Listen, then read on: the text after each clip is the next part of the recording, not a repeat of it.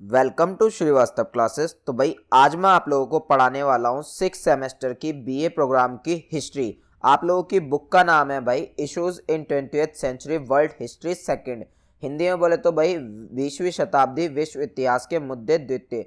इस बुक का भाई मैं ऑलरेडी जो है आप लोगों को ये सारे चैप्टर जो है करा चुका हूँ। आज मैं आप लोगों को ये थर्ड यूनिट का जो आप लोगों का फोर्थ चैप्टर है इसका सेकंड पार्ट जो है वो कराने वाला हूँ। बाकी के ऊपर जितने भी चैप्टर्स हैं आप लोगों को कंप्लीटली पढ़ा चुका हूँ, अच्छे से एक्सप्लेन कर चुका हूँ वीडियोस के थ्रू। सारी वीडियोस का लिंक नीचे डिस्क्रिप्शन में आप लोगों को देखने के लिए मिल जाएगा। रही बात भाई आप लोगों की इस फोर्थ यूनिट की, तो ये फोर्थ यूनिट भाई आप लोगों की पेपर की दृष्टि से इंपॉर्टेंट नहीं है। पेपर जो है फोर्थ यूनिट में से नहीं आता एक भी क्वेश्चन, ये जस्ट आपके भाई नॉलेज के लिए दे रखा है। बाकी प्रीवियस ईयर के क्वेश्चन में भी आप नोटिस करोगे इसमें से एक भी क्वेश्चन जो है नहीं पूछा जाता एक भी साल। तो इस यूनिट को भाई मैं स्किप करूंगा, आप लोगों को नहीं पढ़ाऊंगा। आप लोगों को बस ये ऊपर के 3 यूनिट्स ही पढ़नी है। बाकी इंपॉर्टेंट क्वेश्चन की वीडियो भी मैं आज ही बना दूंगा, आप लोगों को प्रोवाइड करवा दूंगा। अब भाई आप लोगों के स्क्रीन पे मेरा इंस्टाग्राम का यूजर नेम आ रहा होगा, यहाँ पे मुझे फॉलो अप जरूर करिएगा, मुझे सपोर्ट जरूर करिएगा और अपना यहाँ पे प्यार जरूर दिखाइएगा। बाकी कोई डाउट हो तो भी आप यहाँ पे जो है आ सकते हैं डाउट्स वगैरह क्लियर करने के लिए। चलिए चलते हैं अपने चैप्टर की ओर। तो भाई चैप्टर स्टार्ट करने से पहले मैं यहाँ पे आप लोगों को एक चीज और बताना चाहूंगा। देखो भाई आप लोगों का एक सब्जेक्ट है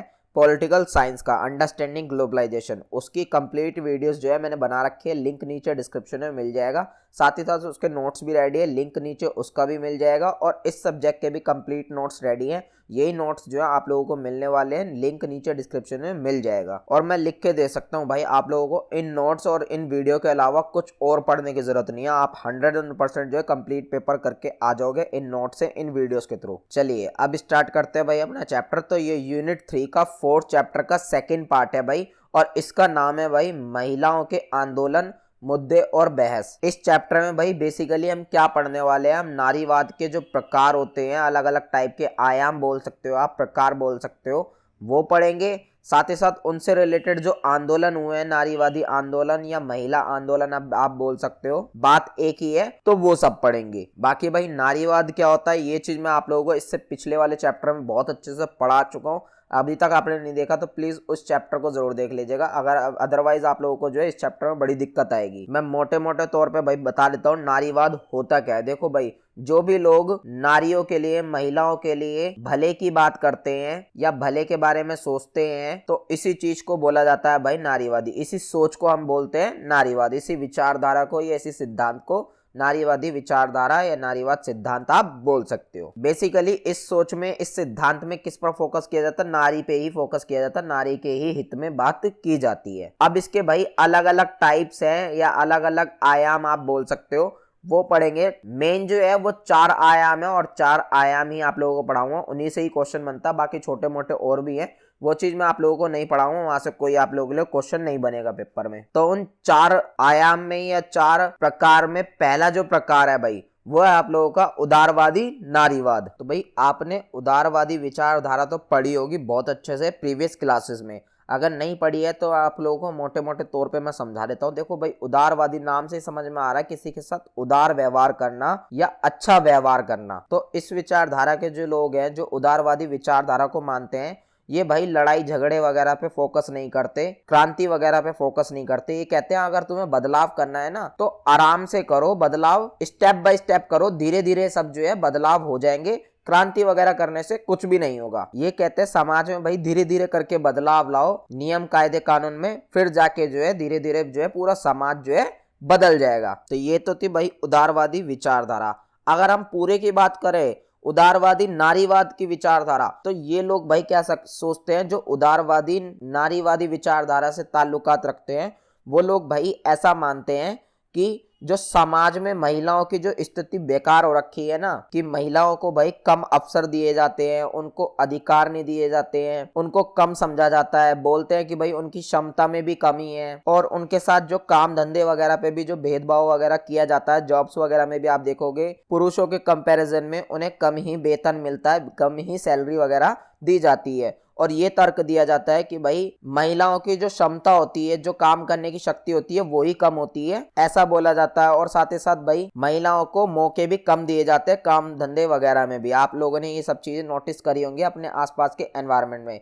तो ये लोग कहते हैं कि नहीं भाई ये जो सारे आप भेदभाव कर रहे हो ना महिला के साथ काम धंधे वगैरह में, और महिला को बताते हो कि भाई उनमें क्षमता वगैरह नहीं है, तो ये लोग भाई इस चीज को बदलने की बात करते हैं, इस चीज को बदलने पर जोर देते हैं उदारवादी नारीवादी लोग। और बदलना भी कैसे चाहते हैं भाई, ये क्रांति करके नहीं, यानी कि विरोध करके नहीं बदलना चाहते, मार धाड़ करके या खून खराबा करके नहीं बदलना चाहते इस सिस्टम को। ये कहते हैं कि भाई स्टेप बाय स्टेप बदलेंगे हम, धीरे धीरे करके कानूनी सुधार करेंगे, समाज में सुधार करेंगे, स्टेप बाय स्टेप करके नरम तरीके से जो है सुधार करेंगे, और एक दिन ऐसा आएगा जब ये पूरा सिस्टम जो है सुधर जाएगा। तो आई होप आप लोगों को मोटे मोटे तौर पर समझ में आ गया होगा उदारवादी नारीवादी विचारधारा किस चीज से बिलोंग करती है। अब भाई इसका थोड़ी किताबी लैंग्वेज पढ़ लेते हैं। अगर आप लोगों को पेपर में लिखना होगा तो क्या लिखोगे? देखो भाई चैप्टर थोड़ा कॉम्प्लिकेटेड है क्योंकि इसमें 4 टाइप की विचारधाराएं हैं। तो भाई ये जो उदारवादी नारीवाद है ना, ये नारीवाद से जुड़ी हुई भाई बहुत पुरानी विचारधारा है, यानी कि नारीवाद से जुड़ी हुई सबसे पहली विचारधारा आप बोल सकते हो, आरंभिक विचारधारा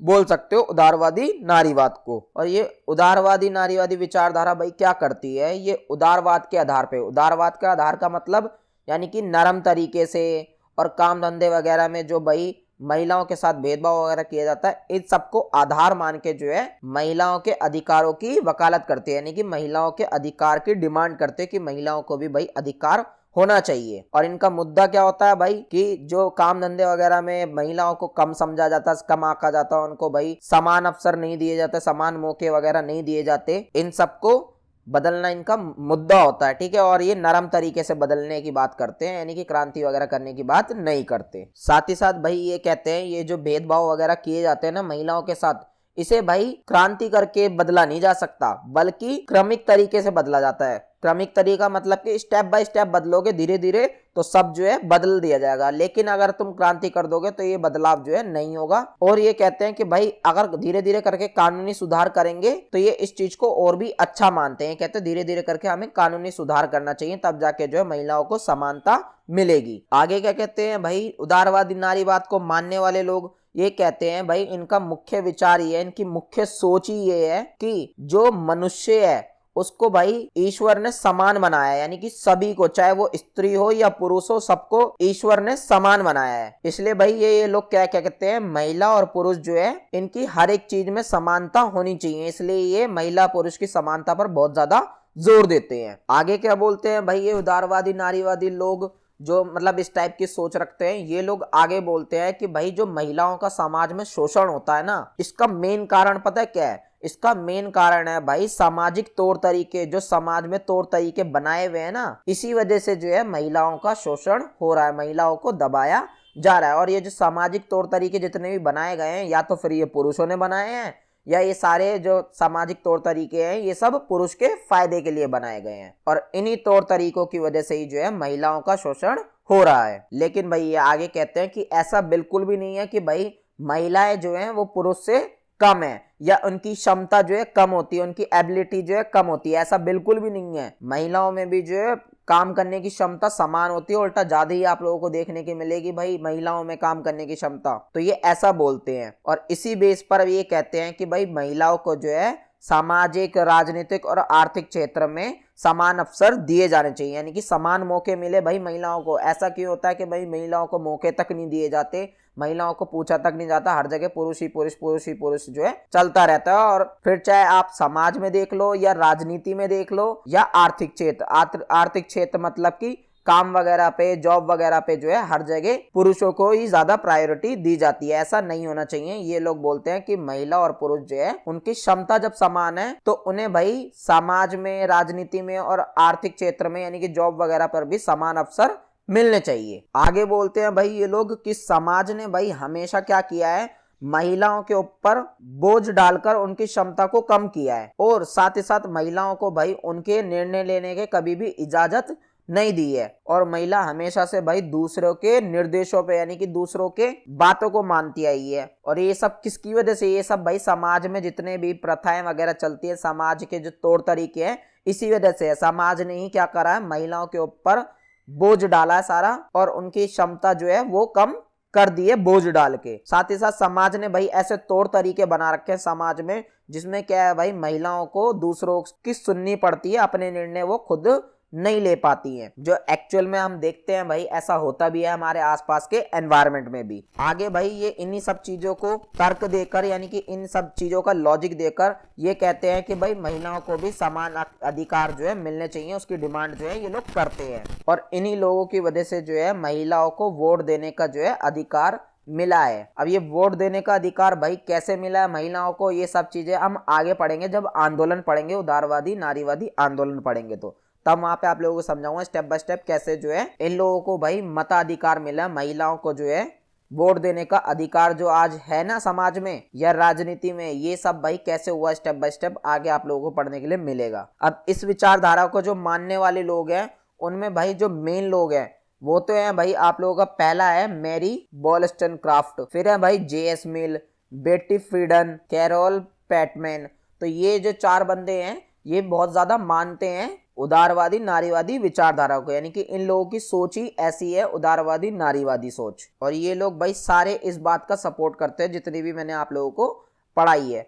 अब भाई इनमें जो दो इंपॉर्टेंट मेन लोग हैं वो है भाई मैरी वॉलस्टनक्राफ्ट और जे.एस. मिल। ये बहुत ज्यादा इंपॉर्टेंट है, पेपर में आप लोगों को अगर इसके विचार लिखने के लिए आएगा तो आप लिख सकते हो। और ये दो जो है बहुत ज्यादा इंपॉर्टेंट लोग हैं, इनके नाम सुनोगे, बहुत पढ़े लिखे विद्वान है भाई ये। तो पढ़ते हैं भाई स्टेप बाय स्टेप। पहले पढ़ते हैं भाई मैरी वॉलस्टनक्राफ्ट के बारे में। ये भाई एक उदारवादी नारीवादी जो है विचारक थे, यानी कि इनकी सोच भी जो है उदारवादी नारीवादी सोच है। अब वो कैसे, वो हम इनके बारे में स्टेप बाय स्टेप पढ़ेंगे ना, इनकी सोच के बारे में, इनके काम के बारे में कि इन्होंने भाई क्या क्या करा महिलाओं के बारे में लिए, तो वो चीज पढ़ के आप लोगों को समझ में आ जाएगा कि हाँ भाई एक्चुअल में जो है इन्होंने काम करा है महिलाओं के लिए और किस तरीके से उदारवादी तरीके से काम करा है। इस वजह से ही जो है बोला गया है कि भाई मैरी जो वॉलस्टनक्राफ्ट है इनकी विचारधारा उदारवादी विचारधारा है। तो समझते हैं भाई क्या क्या करा इन्होंने महिलाओं के लिए। तो भाई इन्होंने लगभग 1792 में भाई इन्होंने अपनी एक बुक लिखी। उस बुक का नाम क्या था भाई, a vindication of the rights of women. ये इनकी भाई बुक का नाम था। और इस बुक में नारियों के, महिलाओं के जो अधिकार वगैरह है ना, इन सब के बारे में लिखा था, जिससे क्या है सारी जगह में जागरूकता आई, यानी कि लोगों को, महिलाओं को पता लगा कि भाई हमारे भी ये अधिकार हैं। 1792 में जाकर इनकी बुक पढ़कर लोगों को अपने अधिकार के बारे में पता लगा, महिलाओं को अपने अधिकार के बारे में पता लगा। और इसी वजह से भाई ये इतिहास में जो है मील का पत्थर साबित हुई। मील का पत्थर से मतलब यहाँ पे ये है यानी कि बहुत इंपॉर्टेंट बुक है ये इतिहास में अगर देखेंगे तो महिलाओं के लिए, क्योंकि जो महिलाओं के लिए बदलाव वगैरह हुए हैं, जो समानता आज मिली है, महिलाओं को वोट डालने का अधिकार है, कहीं ना कहीं शुरुआत जो है वो इनकी बुक की वजह से ही हुई थी, क्योंकि इन्होंने जो है बुक में महिलाओं के अधिकार के बारे में बहुत अच्छा लिखा था, जिससे पूरे विश्व में जो है धीरे धीरे जागरूकता आई। इन्होंने भी भाई अपनी बुक में क्या है महिलाओं के अधिकार के लिए और स्वतंत्रता के लिए बोला कि भाई अगर तुम्हें महिलाओं के अधिकार चाहिए, समान अधिकार लेने हैं या महिलाओं को स्वतंत्रता दिलानी है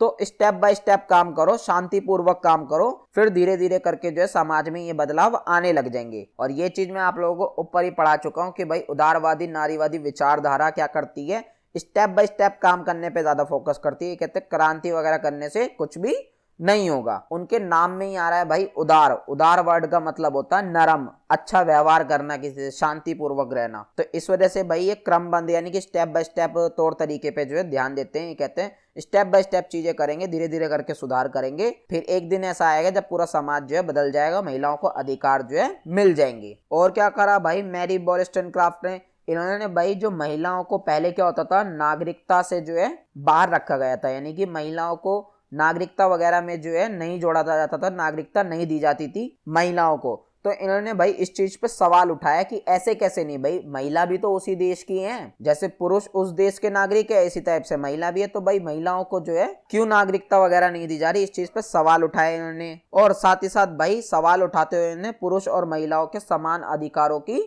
मांग भी की, डिमांड भी करी गवर्नमेंट से, सरकार से, सभी लोगों से। साथ ही साथ भाई इन्होंने उस बात का भी विरोध करा जो बहुत से लोग मानते हैं ना कि प्रकृति ने भाई स्त्री और पुरुष को जो है अलग अलग बनाया है और प्रकृति ने ही जो है स्त्री को पुरुष की दासी बनाया है। जो ऐसी सोच रखते हैं लोग उनका भी बहुत ज्यादा विरोध करा है मैरी वॉलस्टनक्राफ्ट ने। ये कहती है ऐसा कुछ भी नहीं है भाई, प्रकृति ने सबको समान बनाया है, चाहे वो महिला हो चाहे वो पुरुष हो। अब वो कैसे, ये आगे बताती है कि भाई कि मनुष्य चाहे वो पुरुष हो या महिला हो, वो एक विवेकशील प्राणी है। विवेकशील यानी कि सोचने वाला प्राणी है, उसके पास सोचने की क्षमता है। इसी टाइप से भाई पुरुष जो है और स्त्री जो है वो भी विवेकशील प्राणी है, चाहे आप पुरुष की बात कर लो चाहे महिलाओं की बात कर लो। आगे बोलती है भाई, जब प्रकृति ने स्त्री और पुरुष को दोनों को विवेकशील प्राणी बनाया है, सोचने वाला प्राणी बनाया है कि वो अपने निर्णय खुद ले सकते हैं, अपने बारे में खुद सोच सकते हैं कि क्या सही है क्या गलत है,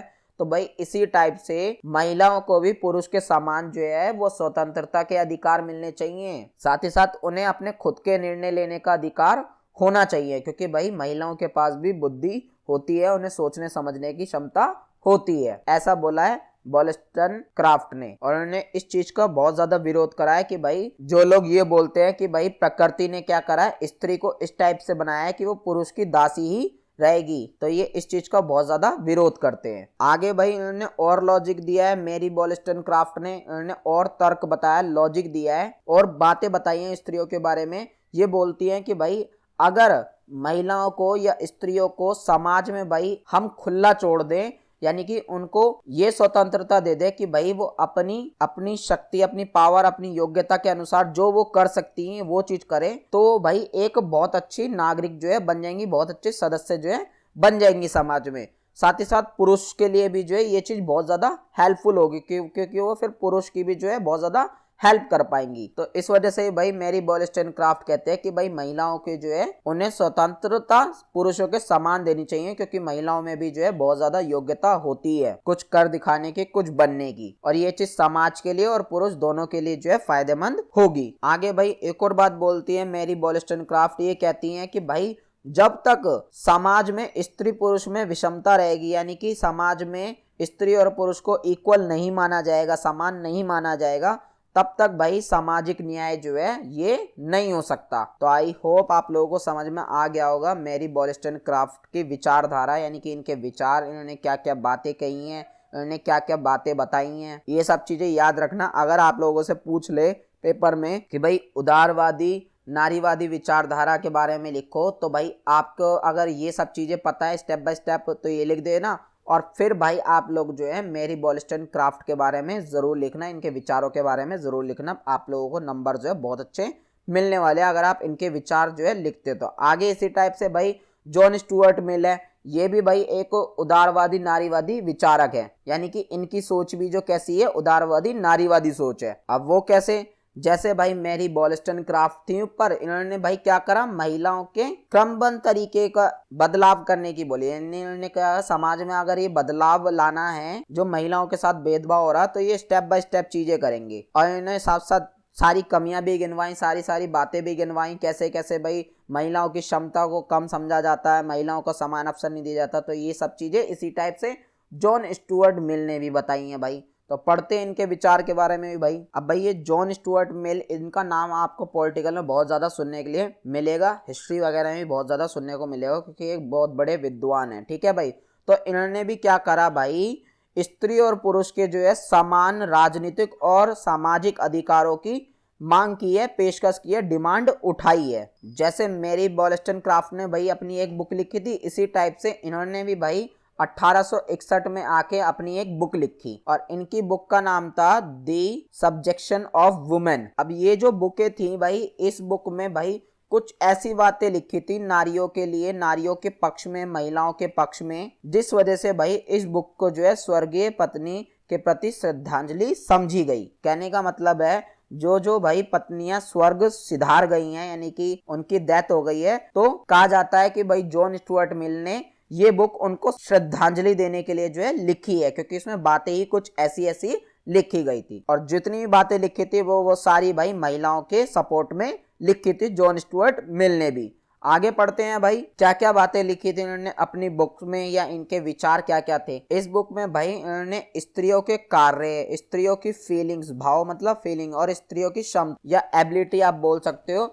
स्त्रियों की एबिलिटी, इन सब के बारे में जो है लिखा था, व्याख्या करी थी। साथ ही साथ जो भाई रूढ़िवादी बातें चलती है ना, रूढ़िवादी समाज में जो सोच चलती है कि भाई स्त्रियों को ऐसा नहीं करना चाहिए, स्त्रियों को ऐसा नहीं करना चाहिए, स्त्रियों की क्षमता बहुत कम होती है, स्त्रियों को समान अवसर नहीं देना चाहिए, वोट देने का अधिकार नहीं होना चाहिए, तो मतलब जो भी जिस भी टाइप की रूढ़िवादी बातें चलती हैं समाज में, उन सब का जो है भाई एक लॉजिक के साथ उत्तर दिया है इसी बुक में जॉन स्टुअर्ट मिल ने, यानी कि लॉजिक बताया उसके पीछे। ये कहते हैं ये समाज में ये जो फालतू बातें करते हैं ना, बेकार की बात है। लॉजिक तो असली मैं बताता हूँ कि क्या बढ़िया लॉजिक है। उस लॉजिक के साथ जो है इन्होंने विरोध करा उन सारी बातों का जो महिलाओं का शोषण करती हैं। आगे भाई जॉन स्टुअर्ट मिल जो है इन्होंने जो भाई स्त्री की दास प्रथा है ना, इसका बहुत ज्यादा विरोध किया है। स्त्री की दास प्रथा, अब आप बोलोगे ये क्या चीज है। देखो भाई जो पुरुष जो है और जो महिलाएं हैं, महिला आप देखोगे अपनी पूरी जिंदगी जो है वो पुरुष की सेवा करने में ही बिता देती है, जैसे कि वो एक दास हो, दासी हो, ठीक है ना। तो इसी चीज को दास प्रथा बोला है जॉन स्टुअर्ट मिल ने। तो जॉन स्टुअर्ट मिल ने भाई इस दास प्रथा का बहुत ज्यादा जो है विरोध करा है और सवाल उठाया है भाई अपनी बुक में समाज के आगे कि भाई स्त्रियों को पुरुष के बराबर समान अधिकार क्यों नहीं दिए जाने चाहिए, क्या लॉजिक है उसके पीछे, क्या तर्क है, वो सब चीजें मुझे बताओ, क्यों नहीं देने जाने चाहिए भाई स्त्रियों को पुरुष के समान अधिकार। तो ऐसे करके क्वेश्चन उठाए हैं भाई उन्होंने अपनी बुक में। आगे क्या बोलते हैं भाई जॉन स्टुअर्ट मिल, आगे बोलते हैं कि भाई एक स्त्री को ना आत्मसम्मान की जगह आत्मसमर्पण की शिक्षा जो है दी जाती है समाज में। कहने का मतलब ये है स्त्रियों को ये शिक्षा दी जाती है भाई समाज में या हर परिवार में कि अगर तुम्हारे साथ कुछ विरोध हो रहा है, कुछ गलत हो रहा है, तो तुम उसके आगे आत्मसमर्पण कर दो। कहने का मतलब है हार मान लो, जबकि अपना आत्मसम्मान मत देखो, यानी कि अपनी रिस्पेक्ट वगैरह जो है मत देखो। ये शिक्षा दी जाती है भाई समाज में। जो जॉन स्टुअर्ट मिल बोलते हैं ये बहुत ज्यादा गलत है। और इसी वजह से भाई जो पुरुष होते हैं वो महिलाओं को भाई शारीरिक दास के साथ साथ मानसिक दास भी बनाना चाहते हैं, यानी कि मेंटलिटी भी उनकी गुलामों वाली बनाना चाहते हैं और शरीर से तो वो गुलाम हो ही जाते हैं। तो ये सब चीजें, इन सब बातों का भाई विरोध करते हैं जॉन स्टुअर्ट मिल। आगे भाई जॉन स्टुअर्ट मिल क्या कहते हैं कि किसी भी पुरुष को भाई स्त्री के बारे में नियम बनाने का कोई भी अधिकार नहीं है। क्यों नहीं है भाई अधिकार किसी भी पुरुष को स्त्री के लिए नियम बनाने का? क्योंकि भाई जो स्त्री और पुरुष के बीच जो फर्क होता है ना, वो प्राकृतिक नहीं है बल्कि समाज ने बनाया, यानी कि ये नेचुरल नहीं है जो फर्क है, ये बल्कि समाज का किया धरा है सारा। तो इसी वजह से भाई पुरुष को कोई हक नहीं बनता कि वो महिलाओं के बारे में नियम वगैरह बनाए, महिलाओं को नियम वगैरह थोपे। आगे भाई जो लोग मानते हैं ना कि भाई प्राकृतिक रूप से, यानी कि प्रकृति ने भाई स्त्री और पुरुष को जो है अलग अलग बनाया है, पुरुषों को बढ़िया बनाया है और स्त्रियों को कमजोर बनाया और पुरुषों को ताकतवर, शक्तिशाली, ज्यादा काम करने वाला क्षमता, हर चीज जो है पुरुषों में ज्यादा होती है। ये सब चीजें जो सोच रखते हैं जो लोग, इस सब का विरोध करा जॉन स्टुअर्ट मिल ने। ये कहते हैं ऐसा कुछ भी नहीं है, प्रकृति ने दोनों को समान बनाया है और ये सारी चीजें जो भेदभाव वगैरह आप लोग करते हो ये सब समाज की देन है, समाज का किया धरा है। अब इन सारी बातों को सुनकर, इन सारी बातों को पढ़कर भाई जॉन स्टुअर्ट मिल की बुक में बहुत सारे लोगों ने जो है अपनी बुकें लिखी, अपने लेख लिखे, जिसमें भाई उन्होंने महिला और पुरुष के जो है समान अवसर की बात की। यानी कि जॉन स्टुअर्ट मिल और मेरी वॉलस्टनक्राफ्ट, इन दोनों के विचारों को पढ़ के, इन दोनों की बातों को सुन के भाई बहुत सारे लोगों ने जो है अपनी खुद के बुक लिखी और उनमें भी जो है उन्होंने महिलाओं के पक्ष में बातें वगैरह की। फिर जाके जो है धीरे धीरे करके जो है समाज में बदलाव आया और धीरे धीरे करके मैंने आप लोगों को बताया था कि उदारवादी नारीवादियों की वजह से ही जो है महिलाओं को वोट देने का अधिकार मिला है, अदरवाइज भाई वोट देने का अधिकार भी नहीं मिल पाता।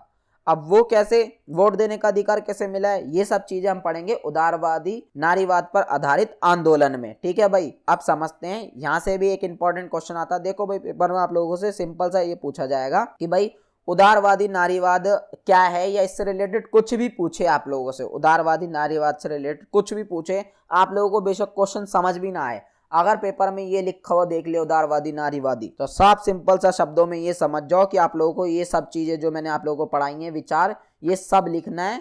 और अगर फिर भी थोड़ी बहुत कमी रह गई हो तो ये भाई ये आंदोलन के बारे में भी लिख देना। चलो भाई अब आंदोलन पढ़ते हैं। तो भाई अभी हमने जब मेरी वॉलस्टनक्राफ्ट के बारे में पढ़ा था, जॉन स्टुअर्ट मिल के बारे में पढ़ा था, और भी ऊपर नाम वगैरह दे रखे थे, तो इन लोगों ने भाई कहाँ पे सपोर्ट वगैरह करा था, कहाँ पे बातें वगैरह लिखी थी, ये सब इसी आंदोलन के टाइम पे जो है लिखी थी, बताई थी। ग्रेट ब्रिटेन में हुआ क्या था भाई, 1850 के दशक में ब्रिटेन के अंदर भाई महिलाओं के मताधिकार की मांग जो है वो तेजी से उठाई गई, क्योंकि भाई पहले जो है महिलाओं को मताधिकार देने का अधिकार ही नहीं था, यानी कि वोट देने का कोई भी अधिकार नहीं हुआ करता था ग्रेट ब्रिटेन क्या विश्व में किसी भी देश के पास। तो 1850 में जाके भाई ग्रेट ब्रिटेन में महिलाओं को मत अधिकार देने का जो है मांग की गई। उनमें जो मेन बंदे थे वो थे भाई जॉन स्टुअर्ट मिल और उनकी पत्नी थी हैरियट, यानी कि इन दो ने जो है सबसे ज्यादा डिमांड करी थी, सपोर्ट करा था इस आंदोलन में। मेन बंदे जो थे ये यही थे। अब आंदोलन में आप लोगों को पहले बता चुका हूँ, इसमें कोई भी क्रांति वगैरह नहीं होगी, कोई भी मारधाड़ वगैरह, कोई भी हिंसा वगैरह जो है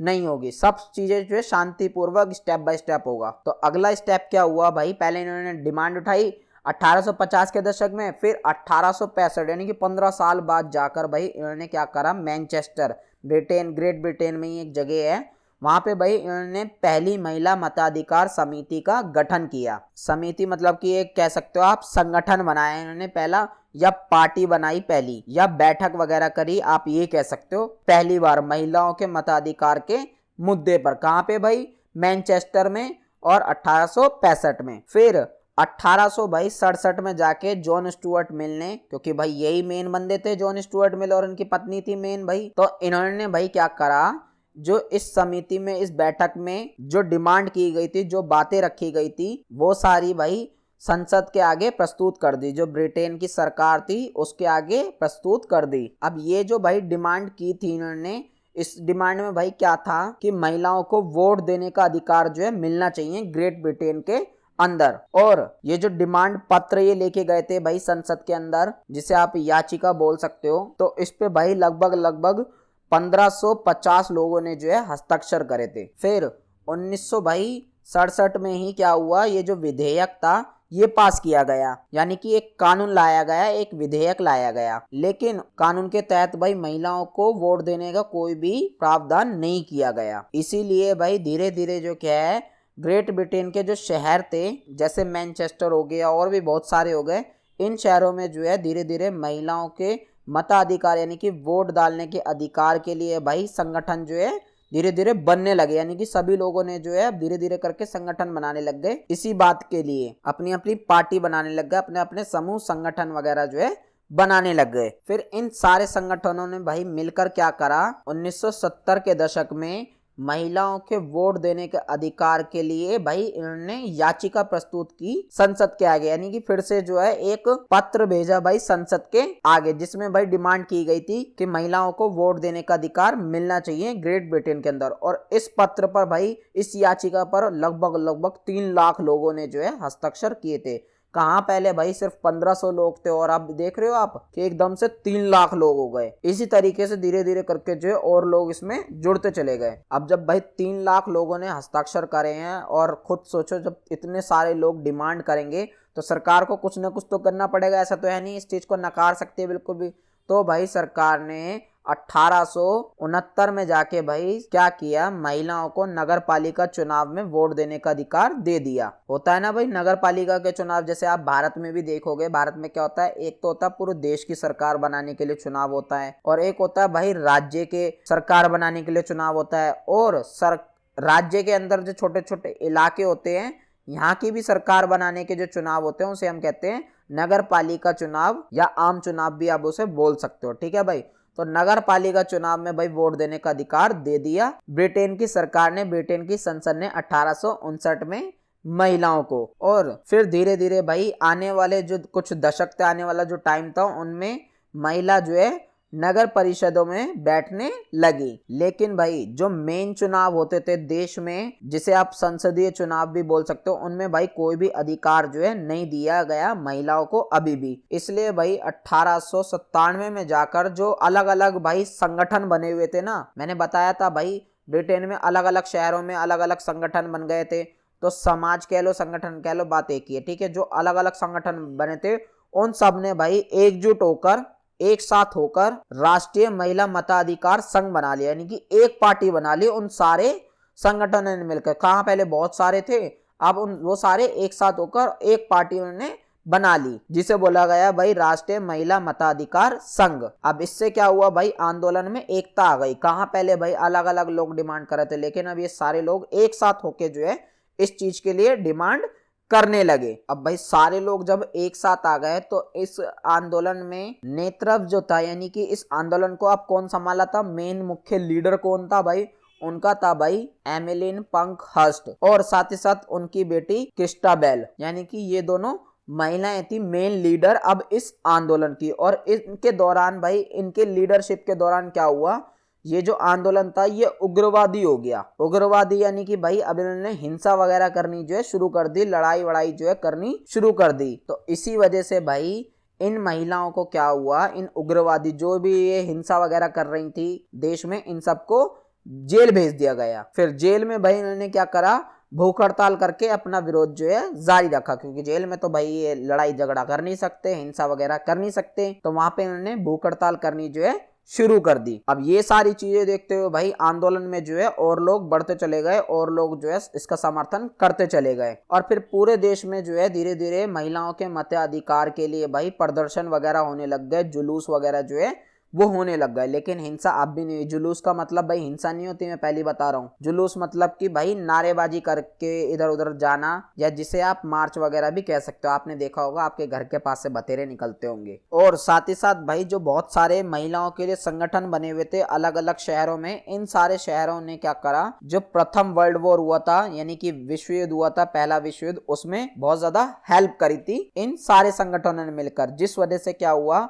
ये संगठन जो है और ज्यादा प्रभावशाली बन गए, शक्तिशाली बन गए। तो अब भाई जब ये संगठनों का प्रभावशाली बन गए, संगठन शक्तिशाली बन गए, तो सरकार को तो इनकी सुननी पड़ेगी। टुच्चे मुच्चे अब संगठन रहे नहीं है, टुच्ची मुट्टी पार्टियां जो है रही नहीं। और साथ ही साथ इस आंदोलन में भाई इतने सारे लोग जुड़ चुके थे, और जगह जगह भाई प्रदर्शन वगैरह हो रहे थे, जुलूस वगैरह हो रहे थे। तो अब तो भाई सरकार को जो है सुननी ही पड़ेगी। फिर अंत में जाके भाई क्या हुआ, संसद ने जो है महिलाओं के मताधिकार की मान्यता को स्वीकार कर लिया, मान लिया। जिससे क्या हुआ भाई, जून 1917 में एक जन प्रतिनिधित्व कानून जो है वो पारित किया गया। और फरवरी 1918 में इस कानून के तहत ये जो कानून 1917 में बनाया गया था, ये जो अधिनियम बनाया गया था, इस अधिनियम के तहत 30 या 30 से अधिक उम्र की सभी महिलाओं को पूर्ण मताधिकार का अधिकार जो है वो प्राप्त हो गया। यानी कि अब 30 साल की महिला या 30 साल की उम्र की महिला, इन सब को जो है वोट देने का अधिकार मिल गया ग्रेट ब्रिटेन के अंदर। लेकिन भाई भेदभाव देखे तो फिर भी हो रहा था, क्योंकि पुरुष की जो उम्र रखी गई थी वो कम रखी गई थी। इसलिए भाई क्या हुआ, 1928 में जाके महिलाओं की भी जो वोट डालने की एज थी उसे घटाकर भाई 21 कर दिया गया। कहाँ पहले सिर्फ 30 साल या 30 साल के ऊपर की महिलाओं को अधिकार था, लेकिन अब घटा के 21 साल कर दिया गया कि 21 साल की महिला या 21 साल से ज्यादा की महिला जो है वोट दे सकती है ग्रेट ब्रिटेन के अंदर। तो बस भाई यही सारा आंदोलन था। आप देख रहे हो इसमें हिंसा वगैरह जो है बिल्कुल भी नहीं हुई थी, सब चीजें जो है स्टेप बाय स्टेप जो है हुई है। तो इस वजह से इसे बोला गया है उदारवादी नारीवाद पर आधारित महिला आंदोलन, जो ग्रेट ब्रिटेन के अंदर हुआ था। और पेपर में भाई इसके रिगार्डिंग क्वेश्चन जरूर आता है। एक भाई आप लोगों का अमेरिका से भी रिलेटेड है इसी चैप्टर में, वो मैंने आप लोगों को नहीं पढ़ाया क्योंकि एक ही आप लोगों के लिए इनफ है, क्योंकि आप लोगों से जस्ट पेपर में ये पूछता है उदारवादी महिला आधारित आंदोलन के बारे में पूछेगा। तो आप ग्रेट ब्रिटेन का लिखो या अमेरिका का लिखो, बात एक ही है। अमेरिका का मैं आप लोगों को शॉर्टली समझा देता हूँ। हुआ कुछ नहीं था, सेम स्टोरी समझ लो। बस हुआ इतना था कि भाई अमेरिका में जो काले गोरे की मैंने आप लोगों को आंदोलन वगैरह पढ़ाया था ना सारा, तो बस उन्हीं आंदोलनों के बीच में महिलाओं ने अपना वोट देने का अधिकार की जो है डिमांड कर ली, समानता वगैरह की डिमांड जो है करी थी। और साथ ही साथ जो जॉब वगैरह पे हर जगह पे उनके साथ भेदभाव वगैरह किया जाता था, उन लोगों ने उनके साथ मिलकर जो डिमांड करी थी। तो बस वही आंदोलन था। फिर जाके जो है ये सारी चीजें धीरे धीरे ठीक हो गई थी। तो ये था भाई अमेरिका का।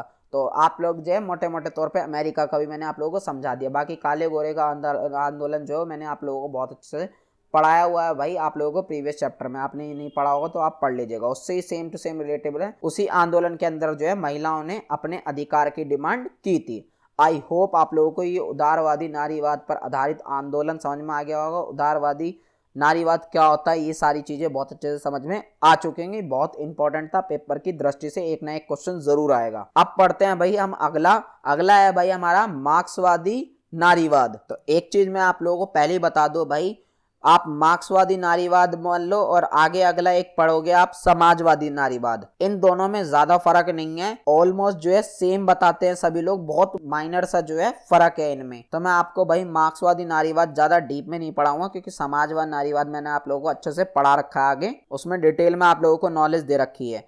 तो अगर पेपर में आप लोगों से मार्क्सवादी नारीवाद पूछ ले या समाजवादी नारीवाद पूछ ले, आप दोनों में से किसी का भी कंटेंट पेल सकते हो, कोई दिक्कत आप लोगों को नहीं होगी। बस थोड़ा जनरल नॉलेज का यूज करना है, ऐसा नहीं है कि कुछ भी बातें पेलना शुरू कर दे रहे हो। बट कंटेंट ऑलमोस्ट सेम ही है, बातें ऑलमोस्ट सेम ही है, दोनों की विचारधारा जो है ऑलमोस्ट सेम ही है, इस वजह से दोनों को सेम विचारधारा भी जो है कभी कभी कहा जाता है। देखो भाई, ये मार्क्सवादी नारीवाद जो है ये मेनली भाई पूंजीवाद का विरोध करते हैं। पूंजीवाद किसी को ना पता हो तो भाई आप लोगों ने 12th क्लास में पढ़ा होगा, मैं बता देता हूँ शॉर्टली आप लोगों को। देखो भाई, ये रहा एक देश में अगर भाई सरकार को ज्यादा इंपॉर्टेंस वगैरह नहीं दी जाए तो समझ लेना यहाँ पे है पूंजीवाद। लाइक अमेरिका, आप देखोगे अमेरिका में क्या हुआ करता था, पहले सरकार को ज्यादा इंपॉर्टेंस नहीं दी जाती थी, सारे जो मेन निर्णय, जो मेन काम धंधे, हर एक चीज मेनली जो होता था वो सब क्या होता था, पूंजीपतियों के हाथ में होता था, यानी कि पैसे वाले लोगों के हाथ में होता था सब कुछ, और सब कुछ उन्हीं के अकॉर्डिंग जो है चलता था। और यहाँ पे निजी संपत्ति को ज्यादा जोर दिया जाता है, यानी कि प्राइवेट चीजें जो है यहाँ पे ज्यादा होती है, तो ये सबको कहते हैं हम पूंजीवादी वाला सिस्टम। लेकिन ये मार्क्सवादी जो लोग थे भाई, ये इस चीज का बहुत ज्यादा विरोध करते थे, और ये इसी चीज का विरोध करते करते जो है नारीवाद का सपोर्ट जो है कर रहे हैं। ये कहते हैं कि भाई जो महिलाओं की स्थिति बेकार हुई है ना, उसका मेन कारण यही है पूंजीवादी व्यवस्था। साथ ही साथ भाई ये समाजवाद का सपोर्ट करते हैं। समाजवाद में क्या होता है, देश में जो सिस्टम होता है भाई, ये सारा सरकार के हाथ में मेनली ज्यादा करने पे ध्यान देते हैं। कहते हैं कि सरकार के हाथ में जितना होगा उतना ज्यादा बढ़िया रहेगा, ये ऐसा बोलते हैं। और ऊपर से ये इस चीज का सपोर्ट करते करते ये कहते हैं कि भाई समाज में जो बेकार की प्रथाएं वगैरह हो रही है ना, जैसे कि भाई आप लोगों की सती प्रथा है, दहेज प्रथा है, और भेदभाव वगैरह होते हैं, और बेकार की भाई प्रथा होती है, कर्मकांड वगैरह होते हैं, ये सब चीजें जो है इस चीज का विरोध करते हैं मार्क्सवादी नारीवादी। ये कहते हैं ये सब चीजें नहीं होनी चाहिए समाज में, इन सब चीजों को खत्म किया जाना चाहिए। और ये भाई बदलाव लाने के लिए जो है हिंसा का भी रूप ले लेते हैं, यानी कि ऊपर जो हमने पढ़े तो उदारवादी वो क्या करते थे, हिंसा बिल्कुल भी नहीं करने पे जोर देते थे, वो कहते थे स्टेप बाय स्टेप चीजें करेंगे। लेकिन ये मार्क्सवादी जो है ये ऐसा जो है नहीं सोचते, ये कहते हैं कि भाई जो करना है कर लो, चाहे हिंसा करनी पड़े करो, बदलाव लाने के लिए हिंसा करना है, जो करना है वो करो, पर बदलाव लाओ कैसे ना तैसे करके इन सब चीजों में। आई होप आप लोगों को मोटे मोटे तौर पे जो समझ में आ गई होगी मार्क्सवादी नारीवाद। अब समझते हैं भाई स्टेप बाय स्टेप। देखो भाई, इस विचारधारा के जो मेन बंदे हैं वो है हमारे मार्क्स और एंगेल्स। ये दो बहुत बड़े विद्वान हैं, पढ़े लिखे इंसान हैं। तो ये दो बंदे हैं, इन्होंने भाई अपने शुरुआती वर्षों में जो है महिलाओं के प्रश्न पर भाई बहुत ज्यादा जो है बहुत कम बात की। क्यों? क्योंकि भाई इन्हें ये लगता था कि अगर किसी समाज में समाजवाद होगा तो वहां पे महिला जो है वो स्वतंत्र होंगी, वहां पे सब कुछ सिस्टम वगैरह जो है ठीक होगा। लेकिन भाई इन्हें बाद में जाके पता लगा समाजवाद जो है ये है तो ठीक है, लेकिन महिलाएं जो है फिर भी पिछड़ती जा रही हैं, महिलाओं के साथ बुरा हो रहा है। ये सब चीजें इन्हें बाद में जाके पता लगी धीरे धीरे। फिर जाके जो है भाई जो मार्क्स हैं ये और एंगेल्स हैं, इन्होंने जाके जो है धीरे धीरे महिलाओं के बारे में बातें करना शुरू की। अब इसी टाइप से भाई एंगेल्स है, एंगेल्स ने अपनी एक बुक लिखी थी। कब लिखी थी भाई? 1884 में, जिसमें भाई इन्होंने जो है महिलाओं को सपोर्ट करने से रिलेटेड जो है बातें लिखी, महिलाओं के रिलेटेड जो है बातें लिखी। उस बुक का नाम क्या था भाई? The origin of the family, private property and the state. इस बुक में भाई इन्होंने महिलाओं से रिलेटेड जो जो भेदभाव वगैरह हो रहे हैं इससे रिलेटेड बहुत सारी जो है बातें लिखी। जैसे कि भाई इन्होंने पहली बात क्या लिखी, एंगल्स ने ये बताया अपनी इस बुक में कि जो महिलाएं हैं भाई उनका शारीरिक काम और लैंगिक काम, यानी कि उनका जो काम है, महिलाओं का जो काम होता है वो काम पता है क्या होता है? संतान उत्पत्ति, यानी कि बच्चे पैदा करना, और परिवार की देखभाल करना, साथ ही साथ निजी संपत्ति जो है उसकी देखभाल करना। सिर्फ यही काम जो है होता है एक समाज में महिला का काम। और एंगल्स बताते ये सब चीजें गलत है, सिर्फ महिला इन सब चीजों के लिए नहीं बनी, बल्कि महिला इससे बढ़कर भी आगे बहुत सी चीजें जो है कर सकती है, ऐसा बोलते हैं एंगल्स। साथ ही साथ आगे क्या बताया भाई उन्होंने अपनी बुक में, ये जो महिलाओं का दमन हो रहा है ना भाई, ये प्राकृतिक रूप से नहीं हो रहा है, यानी कि महिलाओं को जो दबाया जाता है, रोका जाता है, पिछड़ रही है महिला, तो ये सब चीजें प्राकृतिक रूप से नहीं है बल्कि समाज की ही देन है, बल्कि ये सब चीजें पितृसत्ता के कारण हुई है। पितृसत्ता यानी कि समाज में भाई पुरुषों को ही सबसे ज्यादा मेन समझा जाता है, इसके कारण हो रही है पितृसत्ता। मैं आप लोगों को एक वर्ड अच्छे से समझाता हूँ, पितृसत्तात्मकता आपने सुना होगा, पढ़ा होगा। होता क्या है भाई, ये एक व्यवस्था है समाज में। इस व्यवस्था के तहत भाई क्या होता है, जैसे मान लो आपके पिताजी हैं और ये आप हो और ये आपका बेटा है और ये आपके बेटे का बेटा है। तो आपके पिताजी की जो संपत्ति होगी आपके पिताजी के बाद वो सारी आपको मिलेगी, फिर आपकी संपत्ति सारी आपके बेटे को, फिर उसकी संपत्ति उसके बेटे को। तो ये सारी चीजें सिर्फ बेटों के लिए ही चलती आ रही हैं, लेकिन महिलाओं का यहाँ पे कोई भी रोल नहीं है, महिलाओं को तो पूछा नहीं जा रहा। तो इस व्यवस्था को कहते हैं भाई पितृसत्तात्मकता व्यवस्था, और इसी वजह से जो है महिलाओं का दमन हो रहा है, महिलाओं को दबाया जा रहा है, महिलाओं का जो है शोषण हो रहा है, ऐसा बोलते हैं एंगेल्स। आगे क्या बोलते हैं भाई एंगेल्स कि जो निजी संपत्ति यानी कि प्राइवेट प्रॉपर्टी वगैरह जो जब से आई है ना, प्राइवेट प्रॉपर्टी वगैरह का सीन, और जो ये पितृसत्तात्मक चला आ रहा है, यानी कि पुरुष को जो संपत्ति दी जाती है पुरुष के हाथों में, इस चीज की वजह से भाई महिलाओं की जो पहचान है वो बिल्कुल ही खत्म हो गई है, अंधेरे में चली गई है। यानी कि महिला नाम की कुछ चीज भी होती है समाज में, ऐसा समाज को बिल्कुल भी नहीं पता, समाज मानता ही नहीं है कि भाई महिला नाम की कुछ चीज भी है, क्योंकि तभी तो भाई जितनी भी व्यवस्था होती है वो सारी पुरुषों के लिए बनाई जा रही है समाज में। तो ये सारी चीजें जो है बहुत ज्यादा बेकार है, ऐसा बोलते हैं एंगेल्स। आगे क्या बोलते हैं भाई एंगेल्स या मार्क्सवादी नारीवादी लोग, ये लोग ये मानते हैं, ये सोचते हैं कि जो पूंजीवाद है ना भाई, यही मेन कारण है महिलाओं के उत्पीड़न का। और पूंजीवाद मैंने आप लोगों को ऊपर पढ़ा दिया, ये जो निजी संपत्ति यानी कि प्राइवेट प्रॉपर्टी वगैरह को ज्यादा सपोर्ट करते हैं, यहाँ पे सरकार वगैरह की ज्यादा नहीं चलती है, ये सिस्टम ही जो है बहुत ज्यादा बेकार है महिलाओं के लिए, ऐसा बोलते हैं ये मार्क्सवादी नारीवादी लोग। और इसीलिए भाई क्या करते हैं मार्क्सवादी नारीवाद, ये कहते हैं अगर महिलाओं को स्वतंत्रता देनी है, समानता देनी है, तो ये पूंजीवादी व्यवस्था जो है खत्म करनी पड़ेगी। आगे बोलते हैं भाई ये मार्क्सवादी लोग ये कहते हैं कि जो महिलाओं के साथ भाई उत्पीड़न वगैरह होता है, जो महिलाओं को दबाया जाता है, महिलाओं के साथ भेदभाव किया जाता है, महिलाओं को दमन किया जाता है, ये सब चीजें पुरुष नहीं करता, बल्कि जो समाज में, जो राजनीति में, जो आर्थिक संरचना में यानी कि जॉब वगैरह वगैरह पे या काम धंधे वगैरह जो होते हैं, इनमें भाई जो व्यवस्थाएं चल रही है ना, उसकी वजह से महिलाएं जो है वो पिछड़ रही है समाज से, क्योंकि इनमें सिस्टम ही ऐसा बना दिया गया है। क्योंकि हर पुरुष तो एक जैसा नहीं होता, सभी पुरुष तो ये नहीं सोचेंगे कि भाई महिलाओं को दबा के रखना चाहिए, लेकिन समाज में सिस्टम ही ऐसा बना दिया गया है कि महिला ऑटोमेटिक जो है दबती जा रही है। आई होप आप लोगों को समझ में आया होगा। तो यही सारी बातें जो है करते हैं भाई मार्क्सवादी लोग, और ये लोग जो है भाई ज्यादा ना आर्थिक कारकों पे ज्यादा सपोर्ट करते हैं। जैसे क्या ये कहते हैं भाई पूंजीवाद का बहुत ज्यादा विरोध करते हैं, और प्राइवेट प्रॉपर्टी वगैरह का जो है बहुत ज्यादा विरोध करते हैं, पितृसत्तात्मकता बहुत ज्यादा विरोध करते हैं, क्योंकि ये कहीं ना कहीं जो है पूंजीवाद से जुड़ी हुई है पितृसत्तात्मकता। तो यही जो है इनकी बहुत ज्यादा बड़ी कमी है एक तरीके से मार्क्सवादी, क्योंकि इन्होंने भाई सिर्फ आर्थिक कारकों पर ही ज्यादा फोकस करा है, समाज में जो स्थिति बेकार हो रही है, राजनीति में जो बेकार हो रही है, इन पे थोड़ा कम फोकस करा है। ये शॉर्टली भाई मैंने आप लोगों को समझा दिया है मार्क्सवादी नारीवाद क्या होता है। पेपर में आप लोगों को इससे ज्यादा लिखने की भी कोई जरूरत नहीं है। पूछेगा आप लोगों से मार्क्सवादी नारीवाद से रिलेटेड, तो आप लोगों को ऊपर जो पढ़ा है वो लिख दीजिएगा, एंड देन ये जो अब आंदोलन पढ़ाने वाला हूँ इसको आप स्टेप बाय स्टेप जो है एक्सप्लेन कर दीजिएगा। अदरवाइज फिर भी थोड़ा बहुत कम लग रहा है तो समाजवाद आगे हम पढ़ेंगे, तो वो बिल्कुल सेम रिलेटेबल टॉपिक है, बस थोड़ा सा डिफरेंट होगा, तो उसकी बातें जो है आप इंक्लूड कर सकते हो। तो पढ़ते हैं भाई अब मार्क्सवादी नारीवाद पर आधारित महिला आंदोलन के बारे में। अब ये जो आंदोलन पढ़ेंगे भाई, ये मतलब एक तरीके से अलग कोई आंदोलन नहीं कि किसी देश में जो आंदोलन जैसे चलता है ब्रिटेन का ऊपर हमने पढ़ा था उस टाइप का आंदोलन नहीं है, बल्कि इसके अंदर आप लोगों को भाई जो पूरे विश्व में स्टेप बाय स्टेप जहां मार्क्सवादी तरीके से भाई महिलाओं को सपोर्ट किया गया है वो सारी बातें जो है पढ़ाई गई हैं इसमें, यानी कि पूरे विश्व में जो छोटी छोटी बातें हुई हुई हैं वो सारी स्टेप बाय स्टेप पढ़ा रखी है मार्क्सवादी तौर तरीके से।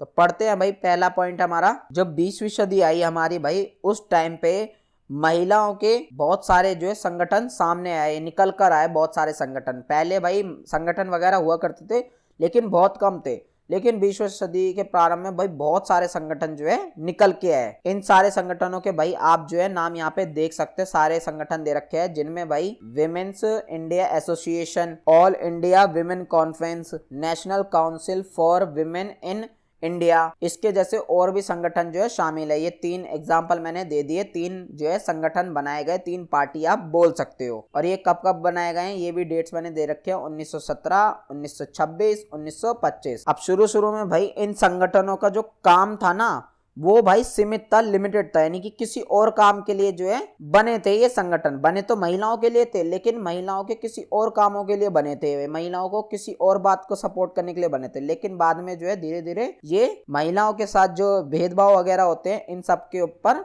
बात करने लगे। तो पहली चीज तो आप लोगों को भाई समझ में आ गई होगी। पहला जो है क्या हुआ भाई महिलाओं के लिए मार्क्सवाद पर आधारित आंदोलन में। दूसरी चीज भाई क्या हुई कि भाई बहुत से लोग ना पहले क्या मांगते थे, मानते ये थे कि भाई जो महिलाओं से रिलेटेड आंदोलन वगैरह होते हैं, महिलाओं के जो दमन वगैरह किया जाता है, इसके विरोध में जो आंदोलन वगैरह किया जाता है, इनमें सिर्फ भाई मध्यम वर्ग की शिक्षित महिलाएं जो हैं वो ही जुड़ती हैं और कोई जो है नहीं जुड़ते। यानी कि जो पढ़ी लिखी महिलाएं हैं ना वही सपोर्ट करती हैं इन आंदोलन को और कोई सपोर्ट जो है नहीं करती, ऐसा पहले माना जाता था। लेकिन अगर हम देखें थोड़ा सा औपनिवेशिक काल के बारे में, यानी कि जब भाई ब्रिटेन, फ्रांस और जर्मनी जो है दूसरे देशों को गुलाम बना रहे थे, उस टाइम पे देखें तो भाई हुआ क्या था, जो जनजातीय लोग थे यानी कि जंगल वगैरह में जो रहते थे आदिवासी टाइप के लोग और जो गांव वगैरह के जो लोग थे, वहां की महिलाओं ने भाई इन आंदोलनों में, इन संघर्षों में जो महिलाओं के लिए हो रहे थे, इनमें बहुत ज्यादा बढ़ चढ़ के जो है पुरुष के साथ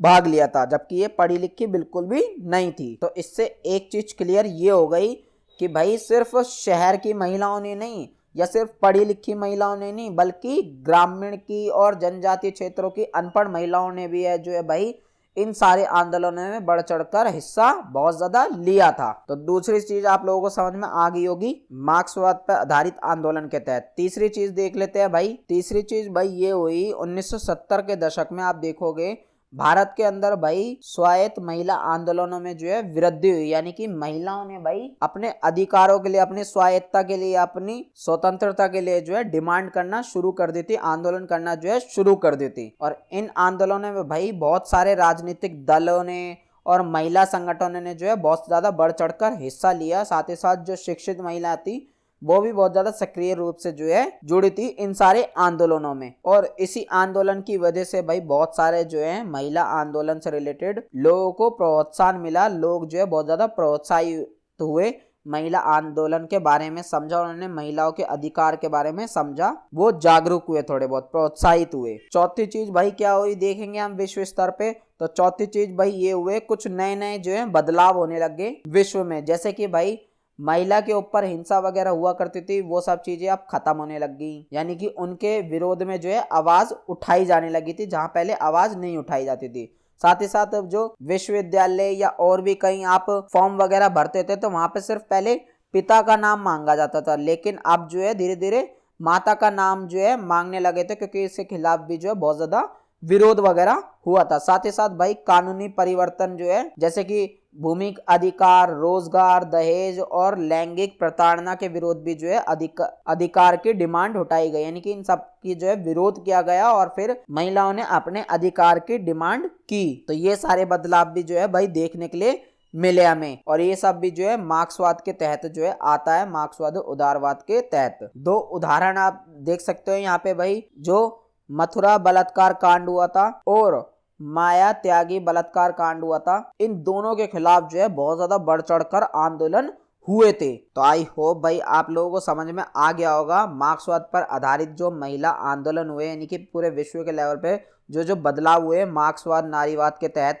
वो सब चीजें आपको पढ़ाई गई थी। इसके आंदोलन में थोड़े बदलाव वगैरह हुए, थोड़ा विरोध वगैरह किया गया, ये सब चीजें आप लोगों को पढ़ाई गई थी। मुझे पता है भाई आप लोगों को ये सारी चीजें बहुत ज्यादा अटपटी सी लग रही होंगी, क्योंकि भाई है भी बहुत ज्यादा अटपटी सी। मैं सिर्फ आप लोगों को मार्क्सवाद नारीवाद जो है ये सब चीजें पढ़ा के नहीं छोड़ सकता, क्योंकि पेपर में भाई आप लोगों से आंदोलन के बारे में भी पूछा जाता है, तो आप लोगों को थोड़ा बहुत जो है इसे याद करना पड़ेगा, थोड़ा बहुत समझना पड़ेगा। अब समझते हैं भाई हम कट्टरपंथी नारीवाद। इसके नाम से ही समझ में आ रहा है भाई कट्टरपंथी नारीवाद। तो कट्टरपंथी भाई, ये कट्टरपंथी क्या है, एक तरीके से हिंसा पर जोर देते हैं भाई, ये लड़ाई दंगे वगैरह पर जोर देते हैं। ये कहते हैं कि भाई अगर तुम्हें बदलाव लाना है तो कुछ भी करो, कैसे भी करो, पर बदलाव लाओ, ये इस बात पे फोकस करते हैं। तो कट्टरपंथी नारीवाद अगर पूरा देखे तो ये कहते हैं महिलाओं के लिए अगर तुम्हें लड़ना है, महिलाओं का भाई सपोर्ट करना है, तो हिंसा वगैरह जो मर्जी करो, बट बदलाव लाओ, महिलाओं के लिए काम करो, चाहे कुछ भी करो, फिर चाहे हिंसा करो, मार काट वगैरह जो करनी है सब करो। तो समझते हैं भाई इस वाली विचारधारा को भी।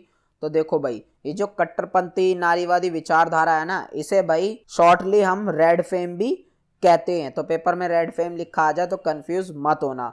साथ ही साथ इसे भाई अमूल परिवर्तनवादी नारीवाद भी कहते हैं। अमूल परिवर्तन नारीवाद से नाम समझ में आ रहा होगा, यानी कि तुरंत बदलाव पे जो है फोकस करते हैं। ये कहते हैं तुरंत बदलाव करो इन चीजों में, जो भी महिलाओं के खिलाफ चीजें हो रही हैं उन सबको तुरंत बदलो, चाहे कैसे ही बदलो, चाहे कोई भी तरीका अपनाओ, हिंसा करना वो करो, जो मर्जी करो, पर तुरंत बदलाव करो। तभी इसका नाम जो है पड़ गया अमूल परिवर्तन नारीवादी। तो अगर पेपर में अमूल परिवर्तन नारीवादी आ जाए तो भी कंफ्यूज मत होना। अब ये जो विचारधारा है ना भाई, इसकी शुरुआत जो हुई वो द्वितीय विश्व युद्ध के बाद हुई, और इस विचारधारा के तहत भाई समाज में जो व्यवस्था वगैरह चलती है उनमें परिवर्तन लाने की जो है डिमांड की जाती है। यानी कि ये लोग कहते हैं, जो इस विचारधारा को मानते हैं, कट्टरपंथी नारीवाद विचारधारा को, ये कहते हैं भाई समाज में जो भी सारी व्यवस्थाएं चल रही हैं जिसमें भाई पुरुषों को ही ज्यादा महत्व दिया जाता है, महिलाओं को पूछा नहीं जाता, इन सब में परिवर्तन लाओ, और अभी लाओ, तुरंत लाओ। फिर चाहे वो कुछ भी करो, तुम चाहे हिंसा करो, जो मर्जी करो, पर कुछ भी करके परिवर्तन लाओ। तभी इसका नाम कट्टरपंथी या मूल परिवर्तनवादी नारीवाद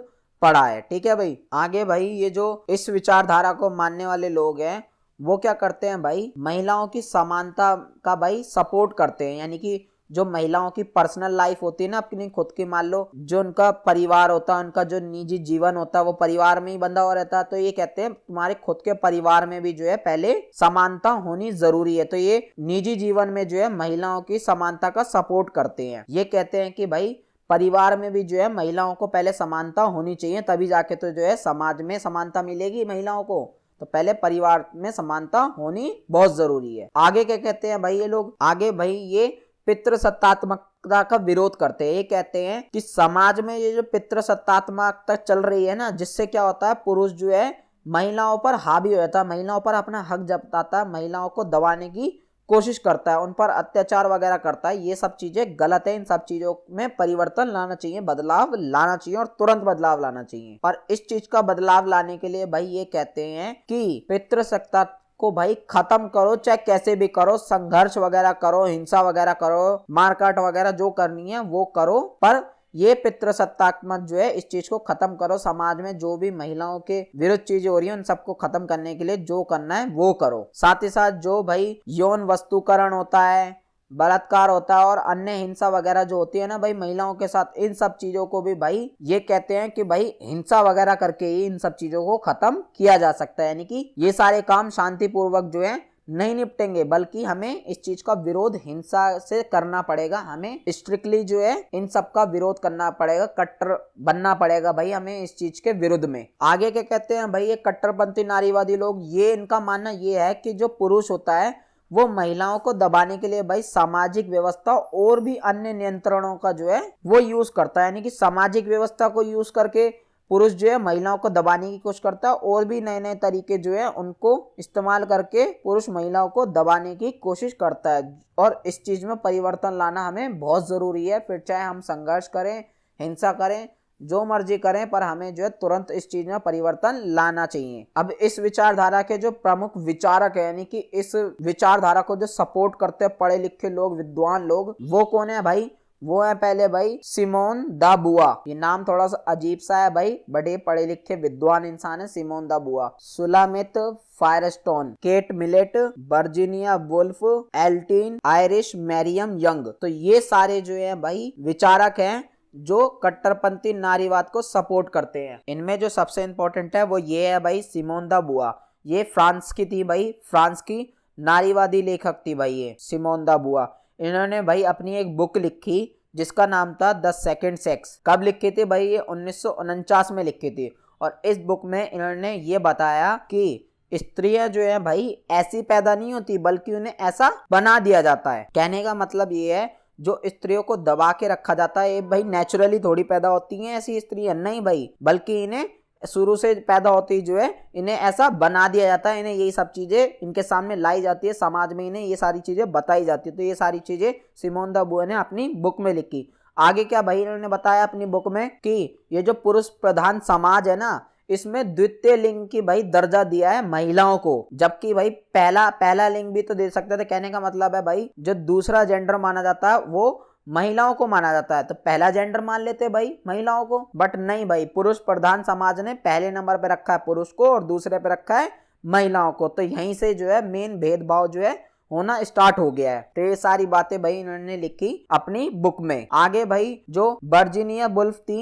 इन्होंने भाई क्या कहा, महिलाओं की निर्भर स्थिति को देखते हुए इन्होंने कहा कि भाई महिला होने के नाते मेरा कोई देश नहीं है। कहने का मतलब ये है, इन्होंने ये बोला कि भाई महिलाएं जो है वो दूसरों के ऊपर डिपेंड होना पड़ता है। भाई महिलाओं को हर चीज के लिए दूसरों के ऊपर जो है डिपेंड होना पड़ रहा, पुरुषों के ऊपर डिपेंड होना पड़ रहा, उनकी सुननी पड़ रही है, सरकार की माननी पड़ रही है। वो अपने मन से जो कुछ भी चीजें नहीं कर पा रही हैं, जबकि वो करना चाहती है, उनके पास क्षमता है, लेकिन वो जो है कर नहीं पा रही है। तो इसी वजह से वो बोलती हैं ये जो मैं महिला हूं ना, तो इसी वजह से मेरा कोई भी देश नहीं है, क्योंकि किसी भी देश में जो है मुझे स्वतंत्रता नहीं मिली है, समानता नहीं मिली है। आगे भाई जो फायरस्टोन थे, इन्होंने भाई अपनी एक बुक लिखी और बुक का नाम क्या था भाई, डायलेक्टिक्स ऑफ सेक्स।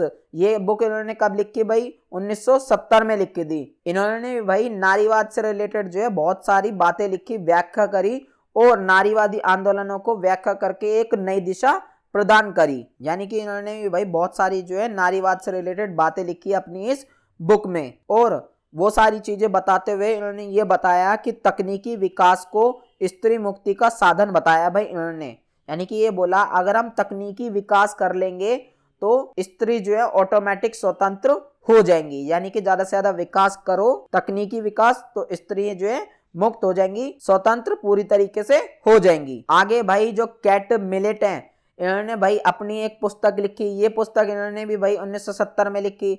इस बुक का नाम क्या था भाई, सेक्सुअल पॉलिटिक्स। इस बुक में भाई उन्होंने ये बताया कि जो नारीवाद है इसको एक राजनीतिक आंदोलन देने की बहुत ज्यादा जरूरत है। यानी कि नारियों को एक आंदोलन करना चाहिए जिसमें जो उनके साथ भेदभाव, विरोध वगैरह जो उनको दबाया जाता है, उन सबका बदलाव किया जा सके। इस वजह से एक राजनीतिक आंदोलन होना चाहिए। आगे भाई इन्होंने अपनी बुक में ही बताया, कैट मिलेट ने, कि जो स्त्री और पुरुष का संबंध है ना, ये प्राकृतिक नहीं है बल्कि राजनीतिक है। यानी कि ये प्रकृति ने नहीं बनाया भाई स्त्री और पुरुष का संबंध, ये बल्कि राजनीतिक तौर पर बनाया गया है। वो कैसे, क्योंकि भाई जो पुरुष स्त्रियों पर नियंत्रण करते हैं, दबाने की कोशिश करते हैं पुरुष स्त्रियों को, ये सब चीजें भाई नेचुरल नहीं है, जीव वैज्ञानिक तौर पे नहीं है ये सब चीजें, यानी कि प्राकृतिक नहीं है, बल्कि ये सब चीजें सामाजिक संरचना की ही देन है, राजनीति की ही देन है। ये सब राजनीति सामाजिक संरचना की वजह से ही हुआ है। और इनकी जो भाई बुक है, ये अमेरिका में जो नारीवादी आंदोलन हुआ था इसको बढ़ावा देने के लिए भाई बहुत ज्यादा उपयोगी साबित हुई थी, बहुत ज्यादा, क्योंकि लोगों ने भाई अमेरिका में बहुत ज्यादा इनकी बुक वगैरह पढ़ी, जिससे वो मोटिवेट हुए, प्रोत्साहित हुए, उन्हें नॉलेज मिली, जागरूकता मिली, फिर जाके जो है महिलाओं को धीरे धीरे अधिकार मिले अमेरिका में भी जाकर। तो बस भाई यही था हमारा कट्टरपंथी नारीवादी आंदोलन। ठीक है भाई, एक कट्टरपंथी नारीवाद विचारधारा आप लोगों को समझ में आ गई होगी। मेनली भाई ये महिलाओं के साथ जो विरोध होते हैं, महिलाओं के साथ जो भाई गलत चीजें होती है, उन्हें दबाया जाता है, उनको समानता नहीं दी जाती, उन्हें स्वतंत्रता नहीं दी जाती, उन्हें कम समझा जाता है, इन सबको भाई बदलने की बात करते हैं। और ये कहते हैं तुरंत बदलो भाई, इनमें जल्द से जल्द बदलाव लाओ, फिर चाहे कुछ भी तरीका अपनाओ, चाहे तुम हिंसा करो, संघर्ष करो, जो मर्जी करो, पर इस चीज में बदलाव लाओ। साथ ही साथ भाई ये सामाजिक व्यवस्था का भी बहुत ज्यादा विरोध करते हैं कट्टरपंथी नारीवादी। आई होप आप लोगों को समझ में आया होगा। थोड़ा बहुत भाई आप लोगों को किताबी लैंग्वेज में रटना पड़ेगा।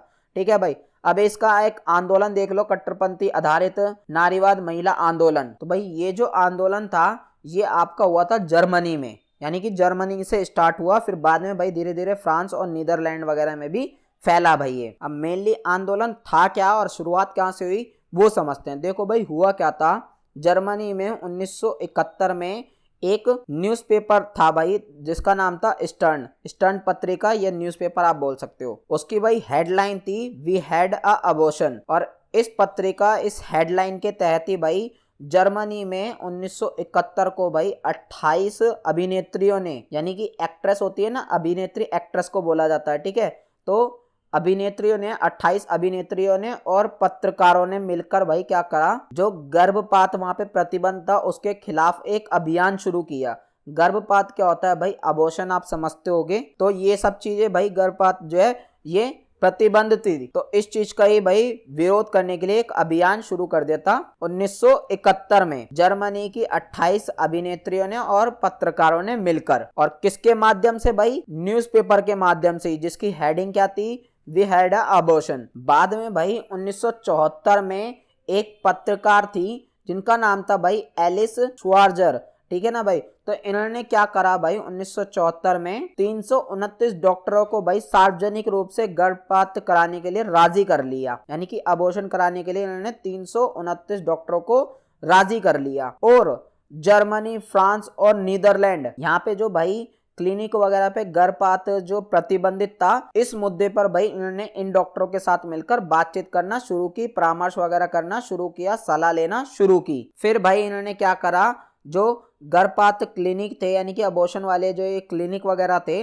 इनकी भाई एक सूची बनाई, यानी कि एक लिस्ट वगैरह बनाई इन्होंने। फिर उन सारे क्लिनिक का भाई इन्होंने दौरा किया, यानी कि जा जाके देखा उस क्लिनिक में। और फिर उन क्लिनिकों के लिए भाई क्या करा, एक बस यात्रा आयोजित की। लेकिन भाई इन सारी चीजों को वहां की जो पुलिस थी उन सब ने अवैध माना, यानी कि इलीगल माना। लेकिन बाद में जो है इस चीज को अनुमति दे दी गई। इस प्रकार जाके भाई जर्मनी में तुम्हारा, और भाई तुम्हारा फ्रांस में, नीदरलैंड में, इन जगह पे जाकर, जहां पहले भाई तुम्हारा गर्भपात बैन हुआ करता था, बाद में जाके धीरे धीरे इसे राज्य की वैधता जो है मिलने लगी। यानी कि अब राज्य भी जो है स्वीकार कर लिए, राज्य ने भी, अब ये इलीगल नहीं है, अब ये बैन नहीं है। अब जो है महिलाएं गर्भपात वगैरह करा सकती थी इन जगहों पर। आई होप आप लोगों को ये सब चीजें जो है समझ में आ गई होगी। कट्टरपंथी नारीवाद महिला आंदोलन। अब इसमें भाई कट्टरपंथी टाइप का था क्या, देखो भाई कट्टरपंथी टाइप का ये था कि इन्होंने भाई ये सब चीजें बैन होने के बावजूद भी, इन देशों में, इन जगहों पर बैन होने के बावजूद भी जो है इन लोगों ने इस चीज का विरोध करा, तुरंत खुला विरोध करा। और 329 डॉक्टर को जो है उन क्लिनिक्स वगैरह में लेके गए, बस यात्रा वगैरह कराई, और भाई वहां पे जो है अबॉर्शन वगैरह इन लोगों ने कराए, गर्भपात वगैरह इन लोगों ने कराए। तो देखा जाए तो भाई कट्टरपंथी तरीका था ये, शांतिपूर्वक तरीका नहीं था। आई होप आप लोगों को ये चीज जो है समझ में आ गई। अब लास्ट और पढ़ लेते हैं भाई हमारा समाजवादी नारीवाद। ये भाई मार्क्सवादी नारीवाद से थोड़ा बहुत रिलेटेबल है, क्योंकि भाई मार्क्सवादी जो नारीवाद थे वो भी क्या करते थे, समाजवाद का सपोर्ट करते थे। और वो भी भाई जो समाज में जो भी गलत व्यवस्थाएं हैं उन सब चीजों को खत्म करने के लिए जो है बोलती है। साथ ही साथ पूंजीवादी व्यवस्था का जो है उसका भी विरोध करते हैं। सेम उसी टाइप से ये वाली जो विचारधारा ये भी सेम है भाई, ऑलमोस्ट। पढ़ते हैं भाई स्टेप बाय स्टेप। अब ये जो समाजवादी नारीवादी विचारधारा है ना भाई, ये समाज में महिलाओं के उत्थान का समर्थन करते हैं, यानी कि महिलाओं के विकास को सपोर्ट करती है समाजवादी नारीवादी विचारधारा। इस विचारधारा को भाई मानने वाले जो लोग हैं वो मानते हैं कि भाई जो स्त्रियों की समस्या है ना, वो राजनीति से और कानूनी रूप से जो है समाप्त नहीं हो सकती है, बल्कि इन सारी समस्याओं को, स्त्री की जो समस्याओं, उन्हें सामाजिक क्रांति करके ही समाप्त किया जा सकता है। यानी कि सब लोगों को समाज में मिलकर बदलाव करना पड़ेगा, क्रांति करनी पड़ेगी, तब जाके जो है इन सारी चीजों में बदलाव होगा। जो भी समाज में असमानताएं हैं, महिलाओं की जो भी समस्याएं हैं, इन सब चीजों में तभी बदलाव होगा जब सारा समाज मिलकर क्रांति करेगा। साथ ही साथ ये जो भाई समाजवादी लोग हैं ये क्या मानते हैं, समाजवादी नारीवादी लोग, ये जीव वैज्ञानिक नियम, यानी कि जीव वैज्ञानिक नियम क्या कहता है कि प्रकृति ने भाई पुरुष को और महिलाओं को जो है अलग अलग बनाया है, ये कहता है। तो ये इस चीज का बहुत ज्यादा विरोध करता है। साथ ही साथ पुरुष प्रधान समाज, यानी कि जिस समाज में भाई सिर्फ पुरुष को ही अहमियत दी जाती है, इस चीज का ही बहुत ज्यादा विरोध करता है। और साथ ही साथ पूंजीवादी व्यवस्था जो मैंने आप लोगों को ऊपर बताई थी, जहां जिस देश में भाई निजी संपत्ति वगैरह होती है, उस चीज का भी बहुत ज्यादा विरोध करता है। और ये कहता है इन तीनों चीजों की वजह से ही जो है स्त्रियों का शोषण होता है समाज में, और यही चीज जो है मेन कारण है स्त्रियों के शोषण का, महिलाओं के शोषण का। आगे भाई ये समाजवादी नारीवादी लोग ये कहते हैं कि एक समाज में जो सामाजिक व्यवस्था चल रही है ना, वो स्त्री और पुरुष दोनों की ही वजह से चल रही है, और बिना महिलाओं के, बिना स्त्रियों के जो है सामाजिक व्यवस्था को सोच भी नहीं सकते भाई। अगर मान लो महिला होगी ही नहीं तो कोई भी काम जो है ढंग से नहीं हो पाएंगे। जो इतने सारे काम महिलाएं करती हैं वो सारे काम क्या हो जाएंगे, नहीं हो पाएंगे। सारी व्यवस्थाएं जो है सब बिगड़ जाएंगी, सब कुछ जो है तितर बितर हो जाएगा, ऐसा कहते हैं ये लोग। तो ये कहते हैं, अब इसका मतलब ये हुआ कि भाई महिला और पुरुष ये दोनों आपस में जो है पूरक है, यानी कि एक दूसरे को इक्वल मानना चाहिए। जब दोनों इक्वल काम करते हैं, एक दूसरे के सपोर्ट के लिए काम करते हैं, तो दोनों को भाई इक्वल मानना चाहिए। फिर भी भाई महिलाओं के साथ भी ये भेदभाव वगैरह क्यों किया जाता है, ऐसा बोलते हैं ये समाजवादी नारीवादी लोग। आगे बोलते हैं कि भाई ये जो समाज होता है, ये संस्कृति होती है, या सुरक्षा या आर्थिक कारणों की वजह से लोग सिर्फ पुत्र को ही चाहते हैं ना, कि पुत्र हो, हमारा बेटा हो, पुत्री वगैरह ना हो। तो भेदभाव वगैरह जो है ये यहीं से स्टार्ट हो जाता है। ये सब चीजें जो है बेकार है, ऐसा भेदभाव नहीं होना चाहिए, ये सब कहते हैं समाजवादी नारीवादी लोग। इसलिए कहते हैं अगर हमें ये लिंगीय भेदभाव खत्म करना है, महिलाओं के साथ जो भेदभाव हो रहा है, ये सब चीजें खत्म करना है, तो इसके प्रति हमें जागरूकता लाने की बहुत ज्यादा जरूरत है।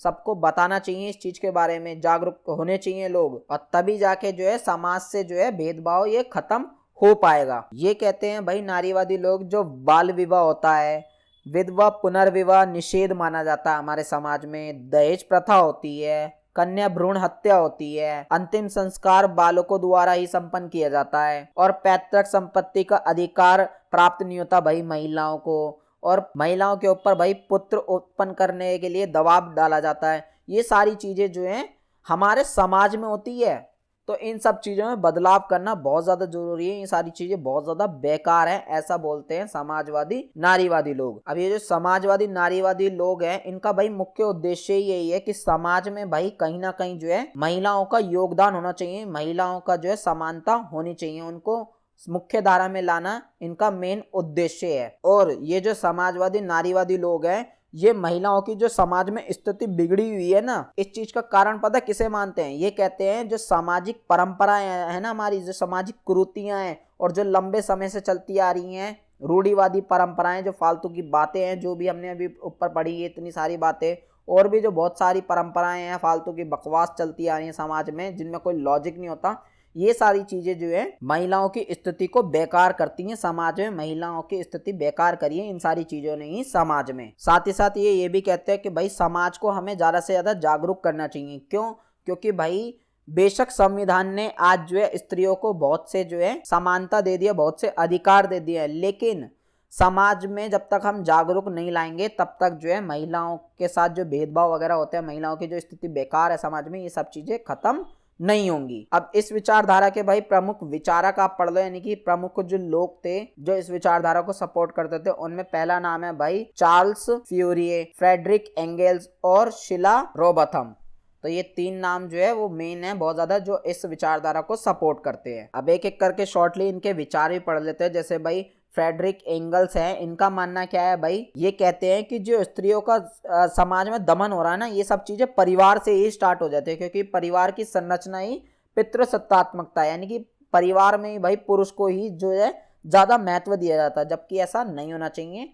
जब तक परिवार नहीं सुधरेगा तब तक समाज कैसे सुधरेगा? तो ये सब कहते हैं कि इस चीज को बदलना चाहिए। आगे कहते हैं भाई फ्रेडरिक एंगल्स, इन्होंने भाई एक बुक लिखी जिसका नाम है भाई the origin of the family. ये बुक भाई इन्होंने 1884 में लिखे थे, और इसमें इन्होंने यह तर्क दिया कि, यानी कि ये लॉजिक दिया कि समाजवाद के आने से जो है निजी संपत्ति का अंत हो जाएगा, यानी कि समाजवाद अगर आ जाएगा उस समाज में तो निजी संपत्ति खत्म हो जाएगी। क्योंकि मैंने बताया था शुरू में, ये पूंजीवाद का बहुत ज्यादा विरोध करते हैं, और पूंजीवाद में जो है प्राइवेट प्रॉपर्टी वगैरह का सीन चलता है, ये पितृ सत्ता वगैरह पूंजीवाद से ही उत्पन्न हुई है कहीं ना कहीं, तो ये इस चीज को खिलाफ है। ये कहते हैं समाजवाद आ जाएगा उस समाज में तो ये सारी चीजें ठीक हो जाएंगी, जिससे भाई क्या होगा, स्त्रियों की घर के काम से जो है उन्हें मुक्ति मिल जाएगी, और उनकी समानता जो है वो स्थापित हो जाएगी, ऐसा बोलते हैं भाई फ्रेडरिक एंगल्स। आगे भाई हमारे दूसरे जो विद्वान थे वो थे शीला रोबथम। इन्होंने भाई स्त्रियों के इतिहास का पता लगाने की कोशिश की है।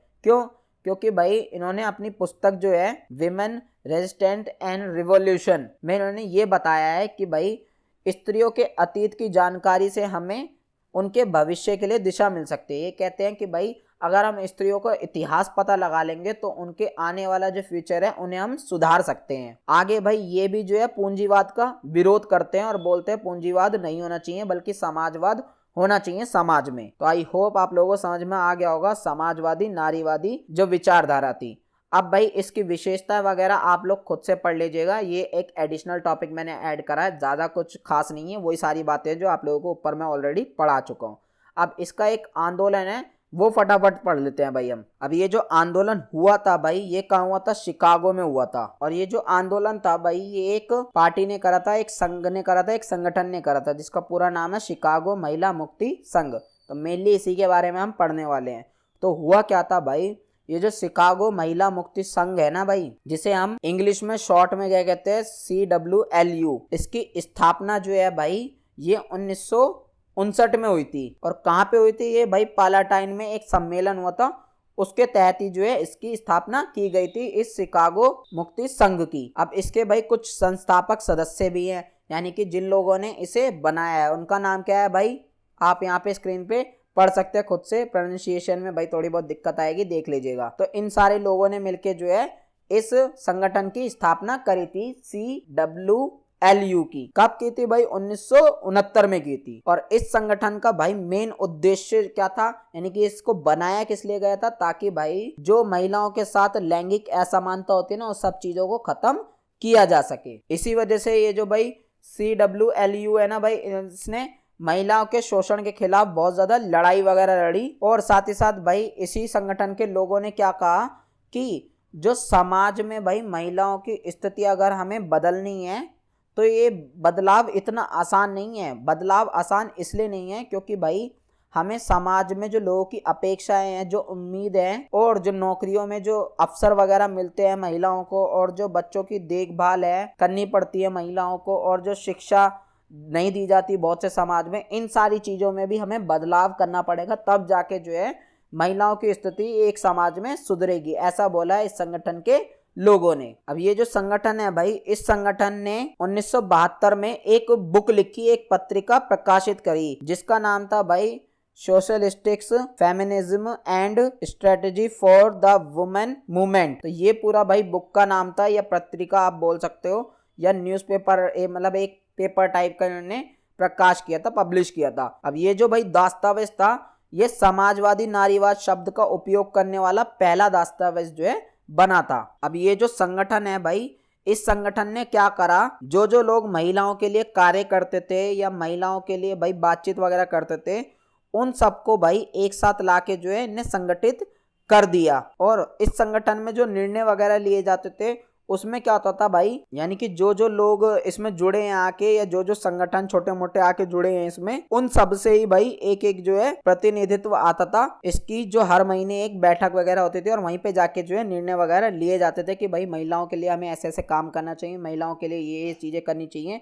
तब जाके जो है ऐसे ऐसे सुधार करा जाएगा। तो ऐसे करके जो है यहाँ पे निर्णय वगैरह लिए जाते थे इस संगठन में। और इन्हीं संगठनों की बैठक में इन्होंने बहुत सारे मुद्दों पे जो है बातचीत की थी। जैसे कि भाई आप देख सकते हो, महिलाओं के स्वास्थ्य वगैरह से रिलेटेड बातचीत वगैरह करी है भाई इन्होंने अपनी बैठकों में। साथ ही साथ प्रजनन अधिकार से रिलेटेड, शिक्षा वगैरह से रिलेटेड, महिलाओं आर्थिक अधिकार से रिलेटेड करी है, सिनेमा वगैरह से रिलेटेड, और मीडिया और संगीत से रिलेटेड, खेल और समलैंगिक मुद्दे, यानी कि ऑलमोस्ट देखे तो सारे मुद्दों से रिलेटेड जो है इन्होंने बैठकें करी हैं महिलाओं के। एक तरीके से देखे तो ये पूरा संगठन जो है महिलाओं के लिए ही पूरी तरीके से बनाया है। इस वजह से इसका नाम है शिकागो महिला मुक्ति संघ। और ये संगठन मेनली क्या करता है भाई, महिलाओं के पक्ष में बात करता है, महिलाओं के साथ साथ जो भेदभाव हो रहे हैं उन सबका विरोध करता है, और महिलाओं के जो विरोध हो रहा है उन सबका सॉल्यूशन निकालने की बात करता है। हर महीने इसमें बैठक होती है, और इसका जो है उद्घाटन कब किया गया था? 1969 में किया गया था। इसके आप संस्थापक सदस्य देख सकते हो। बस यही सारी बेसिक नॉलेज जो है आप लोगों को लिखनी है, और कुछ आप लोगों को नहीं लिखनी पड़ेगी। आई होप आप लोगों को ये चीज भी थोड़ी बहुत समझ में आ गई होंगे। भाई चैप्टर जो है बहुत ज्यादा कॉम्प्लिकेटेड था आप लोगों का, मैं मानता हूँ इस बात को, क्योंकि मेरे को भी पढ़ाने में बहुत ज्यादा कॉम्प्लिकेटेड लगा है ये। बाकी भाई आप लोगों को जो इस चीज के नोट्स हैं, इस पूरे सब्जेक्ट्स के जो नोट्स हैं, वो उसका लिंक नीचे डिस्क्रिप्शन में मिल जाएगा। सेम नोट्स आप लोगों को जो है वो मिलेंगे वहाँ पे। बाकी फ्री नोट्स आप लोगों को प्रोवाइड करने की बहुत जल्दी कोशिश करूंगा। हम वेबसाइट वगैरह बना रहे हैं, वहाँ पे भाई आप लोगों को जो है फ्री नोट्स आपसे प्रोवाइड कराए जाए करेंगे, ताकि जो लोग अगर पेड नोट्स ना ले पाए तो वो फ्री नोट्स का जो है लुत्फ उठा सके। वीडियो पसंद आई तो प्लीज लाइक जरूर करना। टीचिंग में कोई दिक्कत लगी हो कमेंट में जरूर बताना, और इंस्टाग्राम पे मुझे सपोर्ट करने जरूर आना भाई। चलिए मिलते हैं नेक्स्ट वीडियो में। जय हिंद, जय भारत।